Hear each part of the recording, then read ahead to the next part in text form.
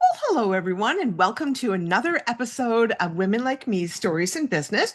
I'm your host, Julie Fairhurst, and today, super interesting lady that we're going to talk to. And yeah, let's just get into it.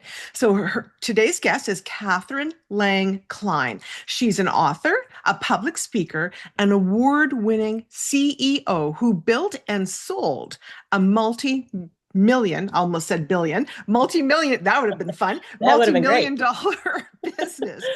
Catherine's message, though, about success didn't come without struggles.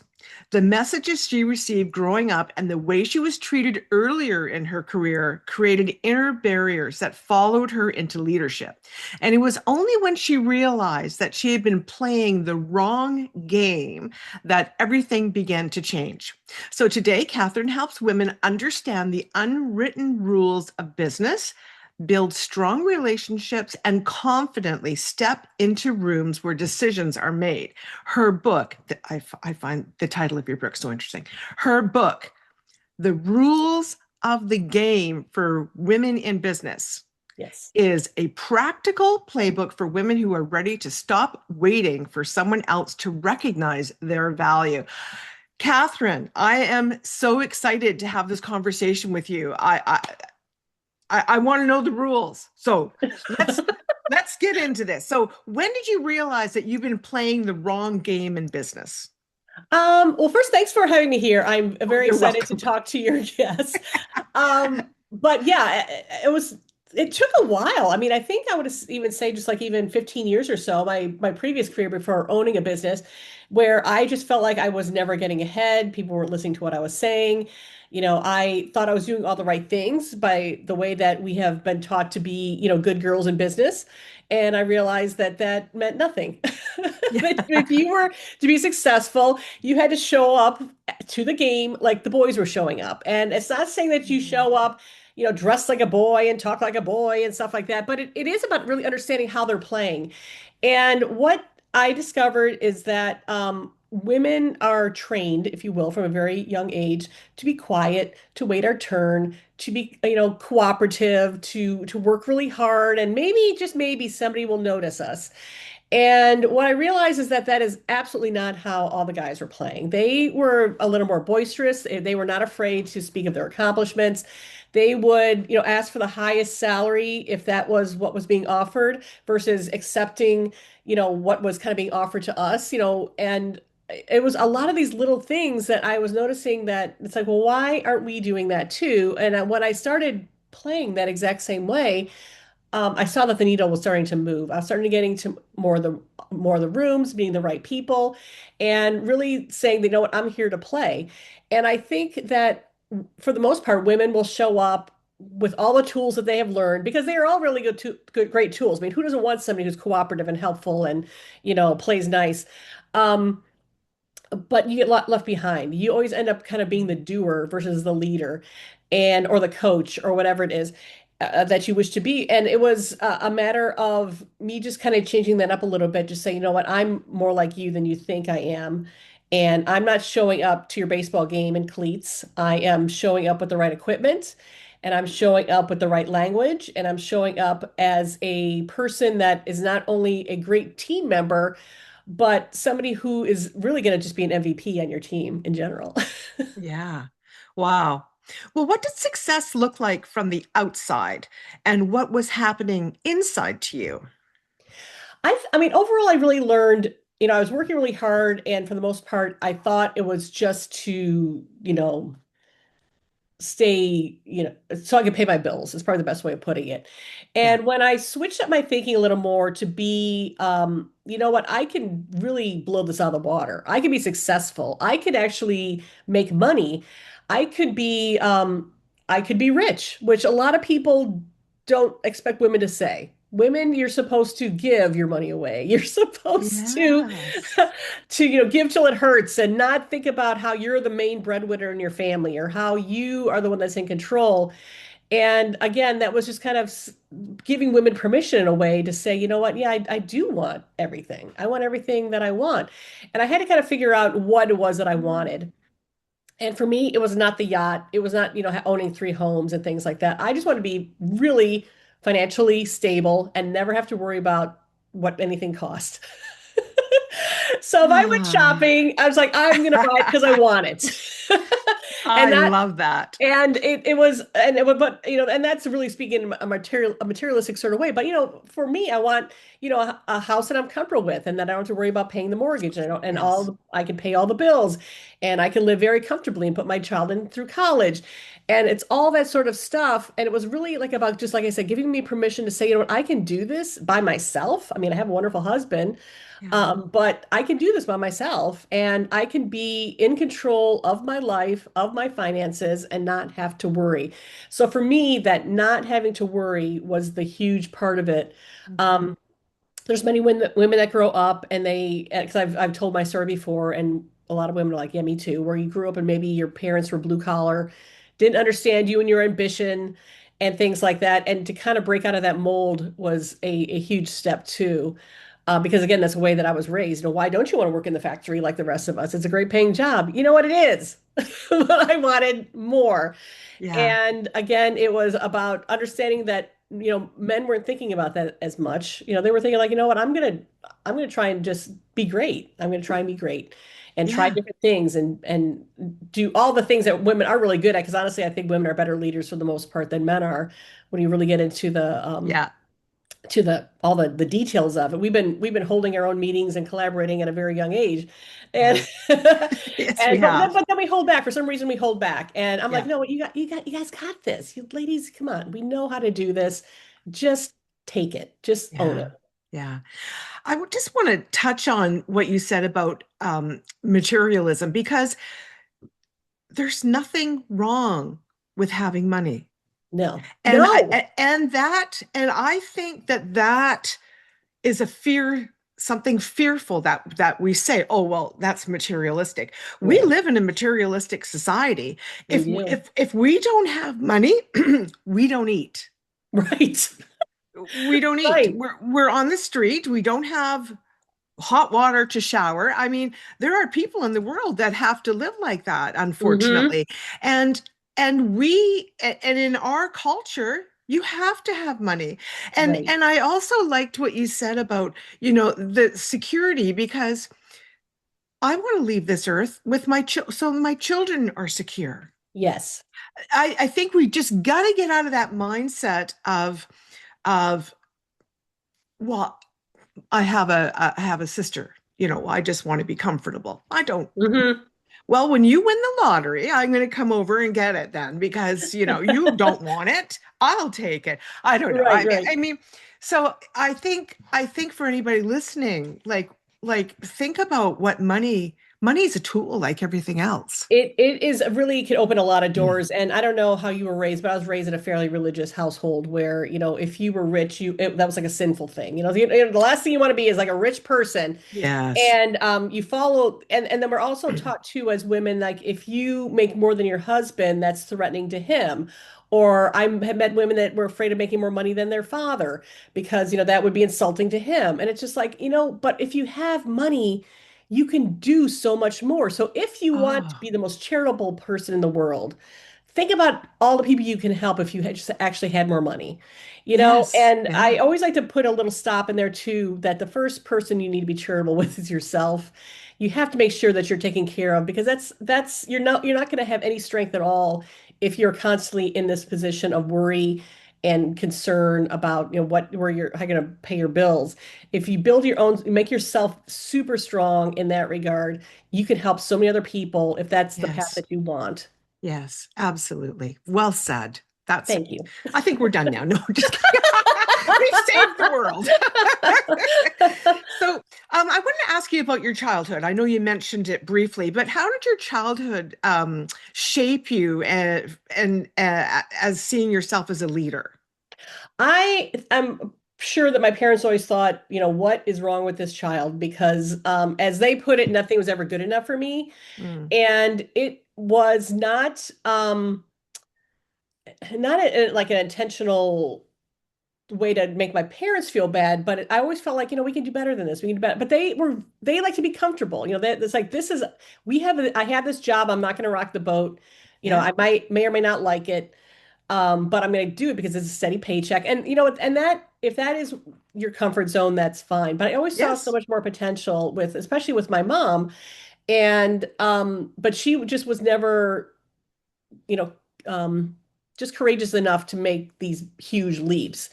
So I was like the odd kid that said, you know what, this is not good enough for me. I want more. I want to go to college, and I wanted to go to college to be an artist. And of course, that did not even calculate with my parent, compete at all with my parents.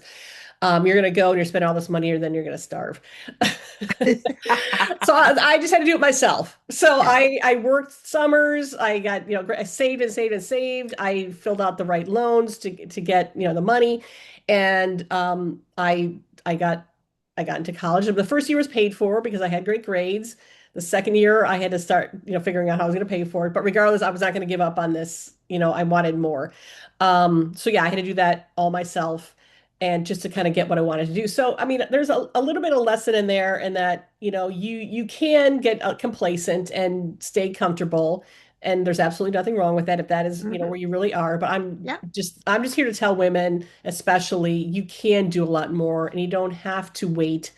We have a lot more power than we think we do. We're great at problem solving and I always think about like anytime there's a crisis, everybody runs to mom. Mom, you got to help me fix this. So you just Yes. start applying that to your own life versus helping everybody else, and you can get kind of what you want.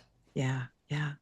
Well, did you ever feel that you had to prove yourself more because you were a woman? Oh, absolutely. Absolutely. Mhm. Because I think society in general, and this is men and women, don't give women enough credit to make those big leaps to just step kind of out of where they should be fitting in. I think it's it's getting better, but yeah, you have to really prove it. You have to really prove it. I think sometimes, guys get a free pass if based on who they know or whatever. But, what I did discover is that if you do show up, and you are in the right rooms and you're making the right conversations and making great connections, it starts kind of taking on a life of its own. People want to be around you. People want you in the room. They say, "Oh, she's smart. I want her there. She made a great connection for me, so I'm going to make one for her." It's really about being a great team player, which kind of goes back to the theme of the book. You have to go in and make a lot of assists before, and not think about you're just going to score everything. I found out that if I worked the whole team and get all whoever was in my network on my side, they could talk about me just as much as I could talk about myself. And now I have 100 people talking about me versus just me. And you have to always prove that you're going to deliver. You do have to prove that you're going to be, over the top with what you're going to deliver to. You can't just, you have to be like on time, everything is clear and everything has to be at an excellent level. And I prefer to work that way anyway. I like to Yeah. deliver excellence.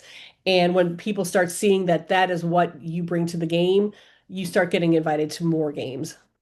Yeah. Yeah. Well, what finally helped you become unstuck? Well, what I discovered is, and I do have this in my book, is that we have a lot of voices in our head that try and discourage us from doing things. And we have ones that are really driven. If I just work harder, I can get exactly what I want. Yeah. Whereas then you also have somebody in your head saying things like, you know what? Don't do that. That's too big for you. Those britches are way too big. Stay where it's safe, and what something could happen and then you'll make a fool of yourself or whatever. And I realized at a certain point, I was like, what do I have to lose? What do I have to lose if I don't try this? If I don't go over and meet that person, if I don't take the stage as a panelist or as a public speaker or any of these things, because the worst that'll happen is nothing, really. I mean, maybe if I do a speaking engagement, there's one person, and this has happened, one person really hated it. Yeah. But you know what? 20 other people loved it.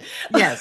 Yes. Whatever. Yes. And we get hung Yeah. up on those things. Or you may fall literally on your face. Or you may go and I've had it where I've gone to introduce myself to people and there was like a big so what. And it's like, you know what, but if I didn't do it, nothing could have happened. And more often than not, something good does happen. So just stop being afraid to do things, and that makes a huge change. And like I said, I just discovered as I got nothing to lose. And I also had a great conversation with someone, and I loved sharing this as well, where I had an advisor that I worked with, and it was a man. So of course, for him, this made no sense to me when I said this.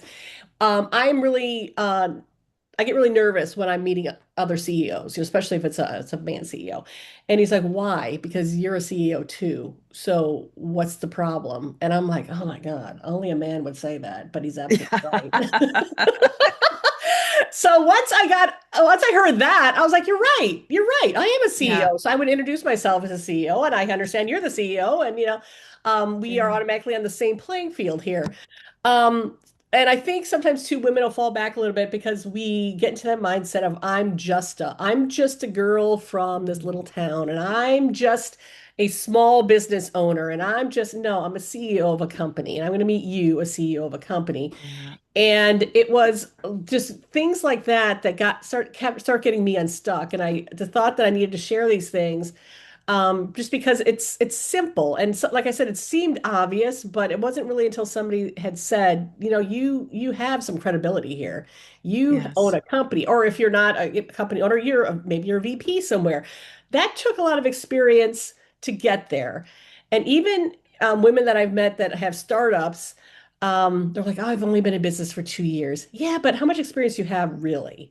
Have you have experience? Like, do you have like a doctorate, or do you have like 10 years of experience in exactly what you're doing?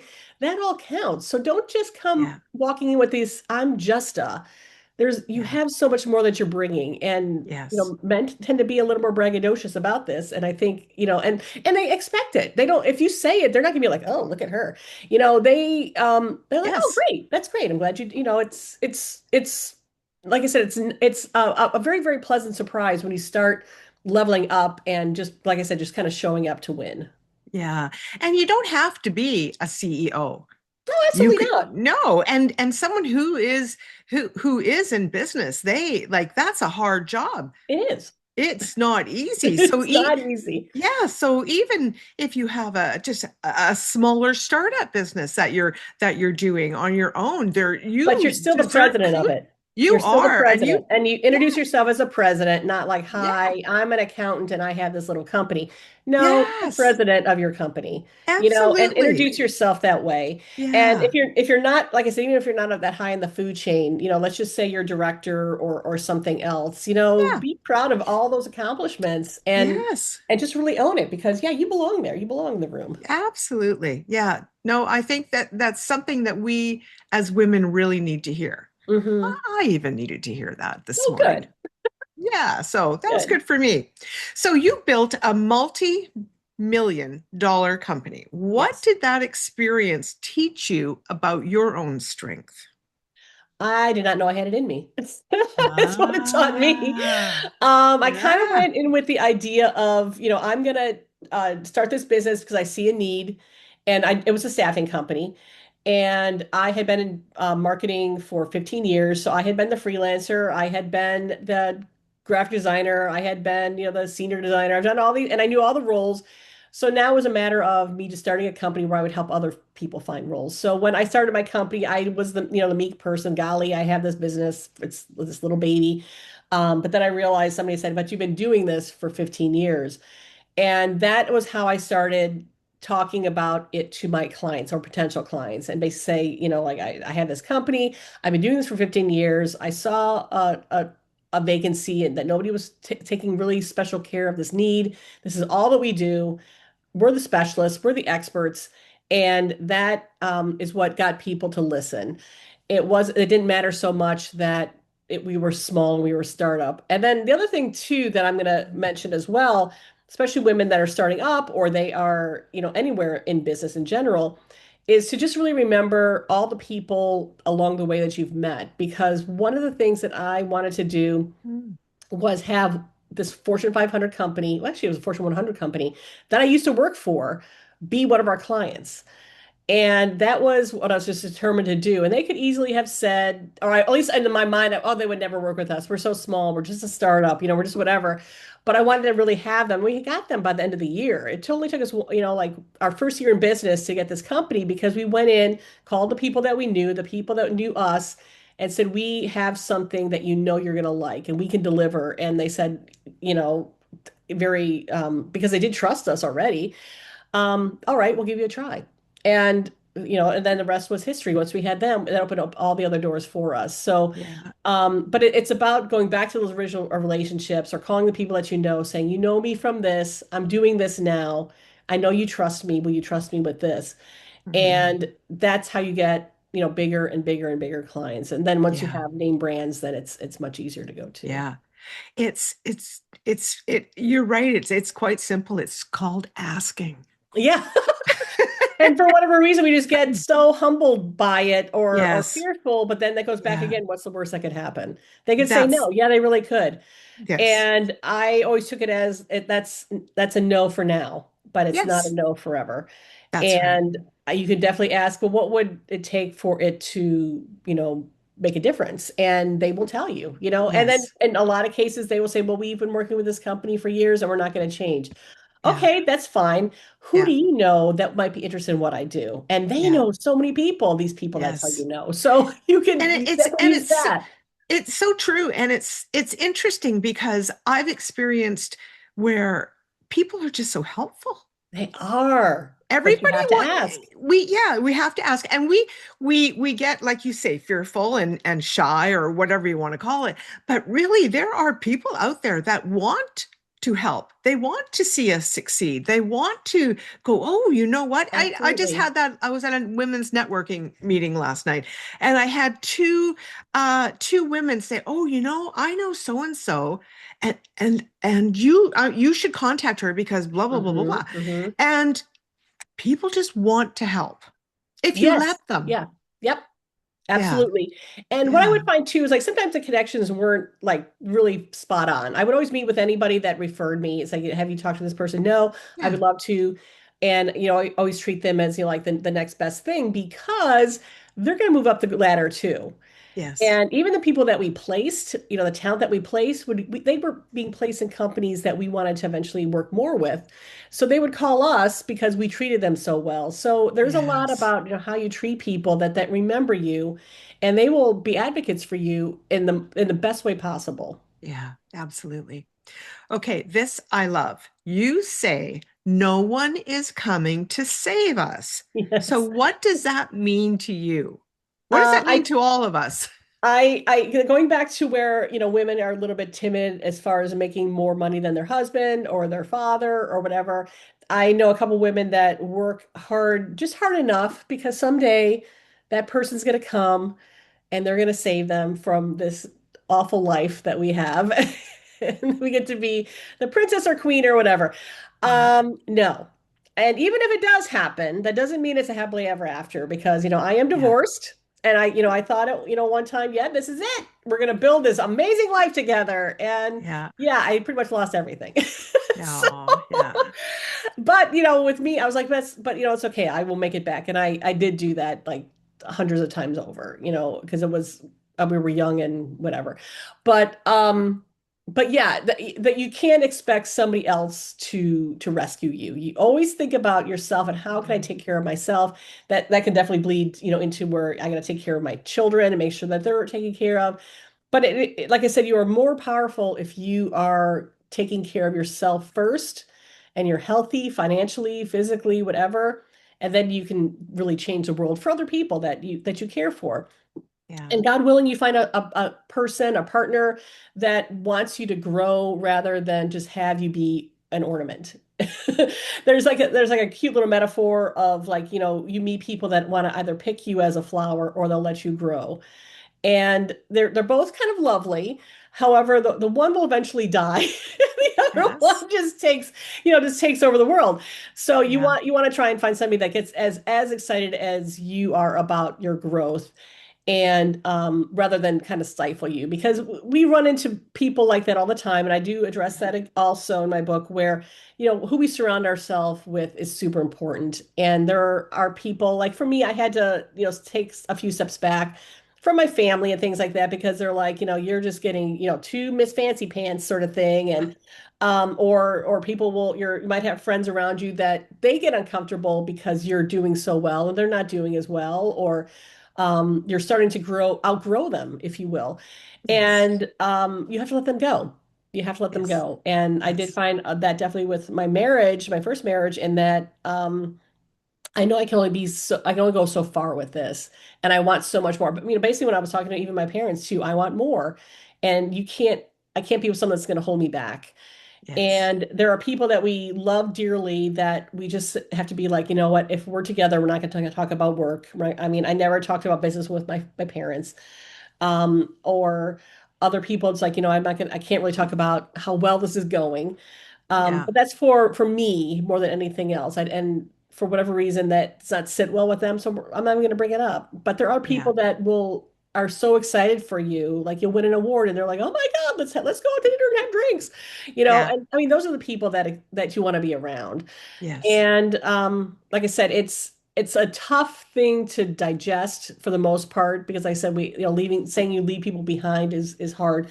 But I can just use an example of like, we don't always hang around with the same people that we were in grade school with. Hmm. But, they at the time, they were exactly what we needed. Yeah. And they got us to middle school. And then maybe not all those middle schoolers we still are in touch with, or high schoolers or whatever, because they were there at a certain time when it was really, really important. They're a part of our growth, a very, very important part of our chapter. I don't know if I would be as tenacious if I had not gone through my first marriage. I would definitely, a lot of things would not have happened if I had not gone through Yes. that first. So you just Yeah. have to kind of look at that. That was just what was needed at the time, but now I've moved on and I'm on to bigger things and can do more. Yeah. I was told once, and it wasn't meant positively. You've changed. Oh, I hate Me that. too. And I got Yeah, defensive. I actually yeah, got good. really defensive. I'm like, I have not changed, blah, blah, blah. And then I sat with it. And then I started to think about it. And I thought, thank God I have Yeah, changed. right. We're meant to change. Of course Exactly. I've changed. Yes. I think what happens is there's there's just all of a sudden there's an uncomfortableness because Hmm. for whatever reason, and like you say, we just outgrow certain people, Hmm. and so if we're not changing, then we have a problem because Right, right. yeah, we're meant to change. Yeah, I've had Oh, that same line thrown at me. Now I get just like this visceral reaction to when I hear it. And it's like, well, what is wrong with that though? And you oh yeah. haven't. Well, I'm waiting for somebody to say you've changed because I'm going to Yeah. say, oh, thank you for noticing. Like seriously, oh You're my like, I know, gosh. right? Isn't this Yeah. great? Yeah. Instead of going, I have not I changed. know Yeah. that is such a knee-jerk reaction though, because we don't we want to fit in. We want to keep our friends and we want, people to like us, but Yes, of at course. some point it's like, what, this is me now. And yeah, if we don't mesh anymore, I'm sorry. Yeah, yeah, exactly. Well, what is one mistake you see women repeatedly making in business? Oh gosh. I think just kind of going back to just not taking that chance again or Mm, not believing that they can do better. I think there is just something um I mean, it's kind of lovely about having just this nice business that they can control, that they're like the mom to all of their employees. mm, Everybody comes to you for the answers. But I can tell you that if they decide that they really want to, just go for it. They have to start delegating. They have to start creating little mini versions of themselves within their team. So, to answer your question, I think specifically delegating is probably the big mistake that a lot of women don't make, because the more you can hand off, especially things you don't like doing, and having others help you, the farther you can use your specialty and your talents to go. And that was one of the big, same person that gave me the advice before also told me this too. Is like, Catherine, you only have so many hours in a day. And if you're mhm. the only one that's selling, or if you're the only one that's doing the CEO duties, or the only one, or you're wasting your time doing the books, or you're filling all the toiletries in the bathroom, or you're Yeah, you're just taking care of everybody, basically, you will never grow. You have to really focus on what you're good at, and only focus on that. When you first start doing this, you'll realize what am I going to do with all my time? But then suddenly it fills up, and you stop just being kind of like the mother hen to your own business, and yeah, you start creating people that can take over things for you. You hire the bookkeeper, you hire maybe get a company that can help you with your HR things. You hire a house cleaner, so you don't have to worry about cleaning your house anymore. Yeah. You start maybe hiring a salesperson, making sure that they are have match your exact same values, so they're speaking the exact same language as you are.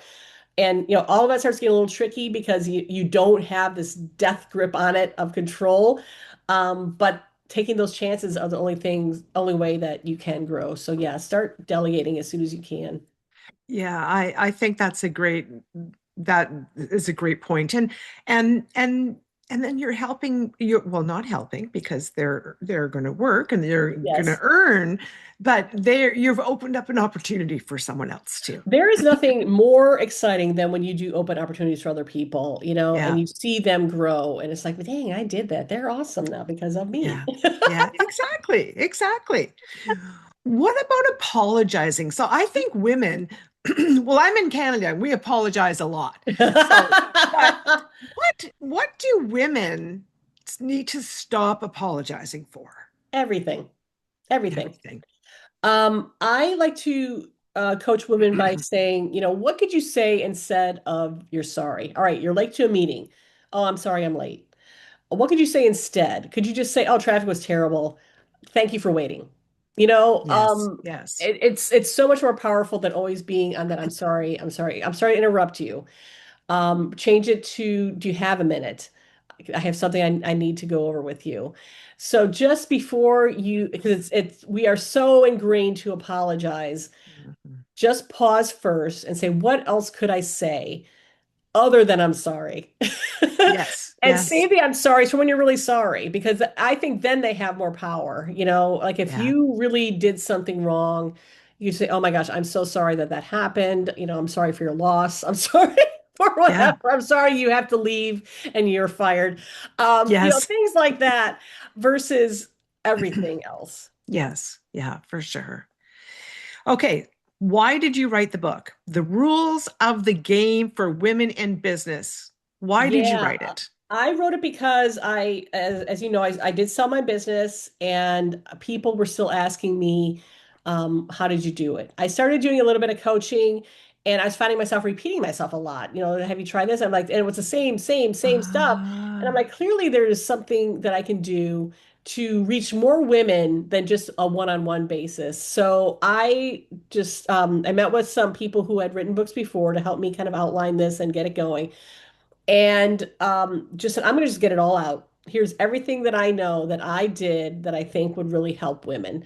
And if anybody can benefit from even one chapter of this, then I feel like I've done my job, my due diligence, and my duty as a woman to share this information rather than just disappear yeah, and have all this intel that I am not sharing. So yeah, it was really about kind of and I have this, kind of in the book too. How do you create your own legacy? So it's a little bit of a legacy for me to have a book, yeah, to have authored a book, and have the things written down that I did that really worked for me, with the hope that it can help others. yeah. I mean, that's what it's all about, isn't it? It really, really is. And, Yeah, again, that goes back to just what women are best at, yeah. and we do want to help others. But, like I said, along the way, let's make some money. Yes, yes. Well, we still have to eat while we're out We there still have helping to eat. others. We still Yes, have to save money, and we yes, we need to get into our own, IRA accounts and things like that. So we yeah, have to do all of that too. yeah, But yeah, it's just a matter of, if I'm going to, mentor some women or coach some women, there it is. So no matter yeah, what happens to me, you guys know what I did. yeah. I love that. That's beautiful. Catherine, can you tell us where we find you? How do we get your book? Where, yeah, Well, my book is on all the cool places. So it's Amazon, Barnes and Noble, some local bookstores can get it because it's in like some sort of catalog somewhere where they have the number. And yeah, any of those are fine. My website is catherinelangcline.com. So that is a direct channel to me, or LinkedIn, which I respond to a little quicker. So just look me up on Catherine Lang on LinkedIn and send me a message, and I'd be more than happy to get back to anybody. perfect. Well, thank you. We will make sure we have all those links in the show notes. Perfect. So if anybody wants to get the book, which I think they should, because it just from this conversation, and we can't talk about every single thing in the book in the time that we're together. So who knows, like, oh my goodness, what are people missing out on? They got to get it. So Oh, thank you. yeah, so we'll have all of that information there. What does living a fulfilling life look like for you now? It is equally, and I think people should do this all the time though too, is working hard but also playing hard. I think that leisure time, doing creative things, um, just gets doesn't get the credit it deserves. What I found out is that I talked to a lot of executives, and they are still very much involved in things that get them excited. So for me, it is painting. That's what I got my degree in, believe it or not. So, I'm I back doing believe that. it. I'm back doing that, but the executives that I talked with, they do things like, they still play sports, or they still cook. There's a woman who's writing a cookbook based on her grandmother's recipes. They're doing things, they're dancing in the kitchen, they are dancing at the grocery store because gosh, they play some great music sometime. They Yeah. are they're singing, they're taking walks. Because I think what people forget is that when you are just get really frustrated with work, you have to go take a walk. When you get really Yeah. upset, I gotta take a shower. You Yeah. you unplug yourself so much from your work that you can come back refreshed. So living a full life is, working hard, but also honoring that side of you, that whole right side of your brain that contributes to feed the rest of you. So if you are filling your soul as much as you are your brain, then it life gets to be so much more fulfilling. So take the vacations, which I was terrible at. The way I got shook out of that was somebody had said, so if you're not taking vacations, that means your family is not taking vacations either. And I'm like, oh, you're right. So, and I can't do that to my family. See, now it's No. oh, it's different. So, but I take the vacation, and know that if it takes you 3 days to actually unplug, plan it for a week, plan it for 2 weeks, Yes. Yeah. and Yeah. really honor that, honor those breaks, take care of yourself, and the rest of it, you're not so exhausted all the time. Yeah. You come back stronger. Yes, absolutely. What is one brave move you want every woman listening to consider making? A grave move. Well, I say do start now before it's too late. Mm, Time is goes fast. And like I couldn't believe that I was 20 years in business. I couldn't believe that I was, 15 years before that. It goes fast. And the one thing that you can do is just like to wait another day, make a big move towards something that you really want right now, and think about how you can get there. Like I had mentioned kind of in passing, moms figure things out. We have this in us. yeah. We could figure out how to get what we want, and we just have to start today to just chip away at it, to make sure, even if it's a small move, baby steps are moving versus not moving at all. So just don't make the mistake of waiting too long. Yes. But if you did wait too long, don't give up. It's never too late. It's never too late. It's never Exactly. too late. It's never too Absolutely. late. Yeah, yeah. Well, Catherine, I have just enjoyed this conversation so much. Thank you so much for being here, and thank you for writing the book Oh, and sharing your thank wisdom. you. We need to hear from women who have done it and who are there to know that we're all just the same. We are. We are. Some of us just have more money than others. We're all the But same. that's because we figured it out. And That's that's the thing too, is I was looking at Yeah, other women that had more money than me. Like, what did they do? How did they get there? And you exactly. start doing those things. Exactly. No, exactly. Exactly. We can all be there if that's something that we desire. Absolutely. Absolutely. And if you don't want to, go all out, you can still enhance your life and Absolutely. yes, by Absolutely. yeah, There's many women out there that, like, you know what, I am maybe I don't want that, but I do want it for my children. Or yes. that you see other women in business that you can also help in some way. Like maybe you're in a business, but you can be the doorway for them to get in and make a difference in your company. So there are many ways that Yes. you can be a catalyst or a player. And Yes. there's smaller ways, but like I said, I just want people to know, women especially, that if you want it, just you can get it. It's You just can right have it. there. Yeah, for sure. Absolutely. Love it. Love, love, love it. Well, thank you so much, Catherine, Thank for you. being here. Thank you for doing this. Everybody, remember that Catherine's information is in the show notes. You can get her book. You can reach out to her. We'll have her LinkedIn. We'll have her website. And I think her book's available anywhere that's fun.